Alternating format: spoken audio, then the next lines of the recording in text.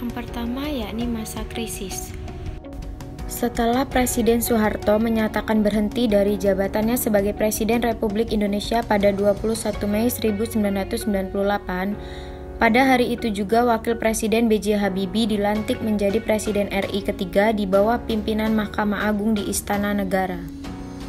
Ketika Habibie naik sebagai Presiden, Indonesia sedang mengalami krisis ekonomi terburuk dalam waktu 30 tahun terakhir, disebabkan oleh krisis mata uang yang didorong oleh hutang luar negeri yang luar biasa besar, sehingga menurunkan nilai rupiah menjadi 1/4 dari nilai tahun 1997.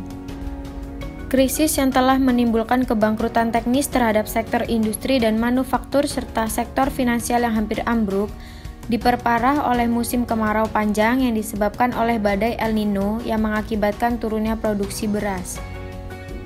Ditambah kerusuhan Mei 1998 telah menghancurkan pusat-pusat bisnis perkotaan, khususnya di kalangan investor keturunan Cina yang memainkan peran dominan dalam ekonomi Indonesia.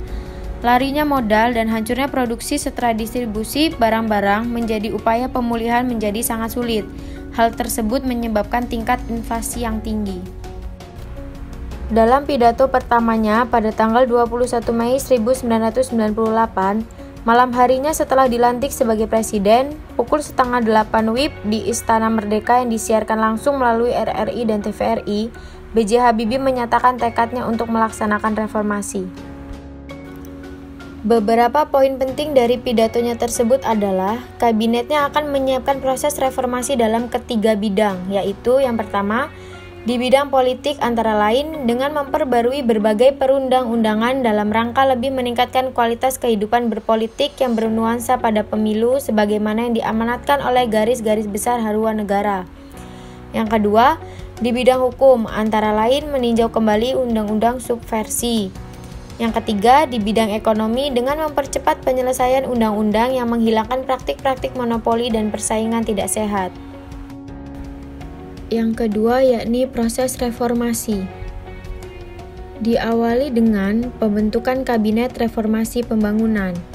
Sehari setelah dilantik, B.J. Habibie telah berhasil membentuk kabinet yang diberi nama Kabinet Reformasi Pembangunan. Pada sidang pertama Kabinet Reformasi Pembangunan, Habibie memberikan pengarahan bahwa pemerintah harus mengatasi krisis ekonomi dengan dua sasaran pokok, yakni tersedianya bahan makanan pokok masyarakat dan berputarnya kembali roda perekonomian masyarakat. Yang kedua yakni Sidang Istimewa MPR 1998. Beberapa hasil yang dijanjikan pemerintah dalam menghadapi tuntutan keras dari mahasiswa dan gerakan reformasi telah terwujud dalam ketetapan-ketetapan yang dihasilkan MPR antara lain, terbukanya kesempatan untuk mengamandemen Undang-Undang Dasar 1945 tanpa melalui referendum, pencabutan keputusan P4 sebagai mata pelajaran wajib, masa jabatan presiden dan wakil presiden dibatasi hanya sampai 2 kali masa tugas, masing-masing 5 tahun. Agenda reformasi politik meliputi pemilihan umum, ketentuan untuk memeriksa kekuasaan pemerintah, pengawasan yang baik, dan berbagai perubahan terhadap duifungsi ABRI. Yang ketiga yakni pelaksanaan pemilu 1999. Pelaksanaan pemilu 1999 boleh dikatakan sebagai salah satu hasil terpenting lainnya yang dicapai Habibie pada masa kepresidenannya. Dengan masa persiapan yang tergolong singkat, pelaksanaan pemungutan suara pada pemilu 1999 ini dapat dikatakan sesuai jadwal, yakni 7 Juni 1999. Yang keempat yakni pelaksanaan referendum Timor Timur. Satu peristiwa penting yang terjadi pada masa pemerintahan Presiden B.J. Habibie adalah diadakannya referendum bagi rakyat Timor Timur untuk menyelesaikan permasalahan Timor Timur yang merupakan warisan dari pemerintahan sebelumnya. Sesuai dengan nilai-nilai dasar yang terkandung dalam pembukaan Undang-Undang 1945 bahwa kemerdekaan adalah hak segala bangsa, maka Presiden B.J. Habibie mengharapkan MPR berkenaan membahas hasil jejak pendapat tersebut dan menuangkannya dalam ketetapan yang memberikan pengakuan terhadap keputusan rakyat Timor Timur. Ketetapan tersebut mengesahkan pemisahan Timor Timur dari RI secara baik, terhormat, dan damai, untuk menunjukkan kepada dunia bahwa Indonesia adalah bagian dari masyarakat internasional yang bertanggung jawab, demokratis, dan menjunjung tinggi hak asasi manusia. Dan yang ketiga yakni reformasi dalam berbagai bidang. Yang pertama, reformasi bidang politik. Beberapa hal yang telah dilakukan B.J. Habibie adalah diberlakukannya otonomi daerah yang lebih demokratis dan semakin luas. Kebebasan berpolitik dilakukan dengan pencabutan pembatasan partai politik. Pencabutan ketetapan untuk meminta surat izin terbit bagi media massa cetak, sehingga media massa cetak tidak lagi khawatir dibredel melalui mekanisme pencabutan surat izin terbit. Selanjutnya, reformasi bidang ekonomi. Reformasi ekonomi mempunyai 3 tujuan utama, yaitu merestrukturisasi dan memperkuat sektor keuangan dan perbankan, memperkuat basis sektor real ekonomi, menyediakan jaringan pengamanan sosial bagi mereka yang paling menderita akibat krisis.